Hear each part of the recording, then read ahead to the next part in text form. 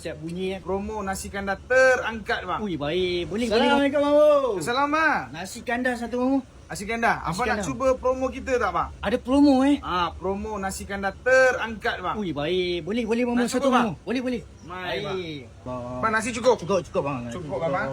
Kuah campur boleh bang? Kuah campur. Kuah campur boleh bang Kuah campur mesti kena. Ini kuah kepala ikan kami, signature kami bang. Kuah kari kepala ikan Kari kepala ikan. Masya-Allah. Ui. Ni kuah sotong kami bang. Ni kuah ayam. Oh, ya Allah, siap bunyi package Bang, kuah manis. Kuah manis boleh Nak, bang? sikit lah. Manis sikit dah, bang, Masya-Allah. Sikit boleh lah bang. Alright bang, ni kuah hitam. Kuah hitam mesti kena ada. Ayam bawang kami. Ayam bawang mamu Lepas tu kuah ketam bang. Kuah ketam. Masya-Allah. Ayam goreng bagi peha mamu. Peha bang, peha.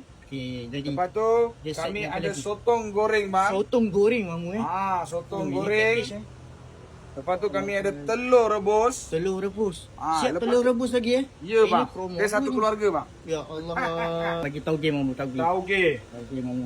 Tauge. Baik. Ah. Belum habis ni. Ada lagi kami punya topping. Oh ya Allah. Topping kami bang.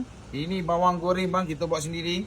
Bawang goreng buat sendiri mamu Buat sendiri bang. Ui, bawang goreng Ini jadi. gerak ayam. Gerak ayam Baru Ya makan Allah. crunchy-crunchy bang. Crunchy. Lepas tu tidak ketinggalan kami punya sambal nyok. Sambalnya mesti Dia kena ada mamu Pedas-pedas manja bang. Pedas manja Ah. Jadi mamu, jadi. Nasi kandar terangkat promo kami. Berapa ni mamu? Kalau macam ni berapa mamu? Yang ni bang. Bang. Sekali dengan ni bang. Ui, sekali dengan air mamu Sekali dengan air. jadi mamu. Yang ni harga kami RM14.90 je bang. RM14.90 je Ya, mamu bang. Set macam ni sekali dengan air RM14.90 ni. Terangkat bang. Hari-hari ada mamu. Hari-hari bang. Selagi tak habis lagi. Ui, kat mana nak dapat ni mamu? Yang ni dekat Ceras bang. Sebelah depo bas Rapid KL bang. Ui, dari pukul berapa? Okey, dari pukul 9 pagi hingga 5 petang bang. 9 pagi hingga 5 petang mamu Ya bang. Baik mamu, saya makan dulu mamu Alright bang. Enjoy. Terima kasih. Bismillah. Korang kalau nak datang sini senang je. Sana tu Sunway Velocity. Sini MRT Maluri. Kedai dia dekat sini je. Kari kepala ikan Ceras.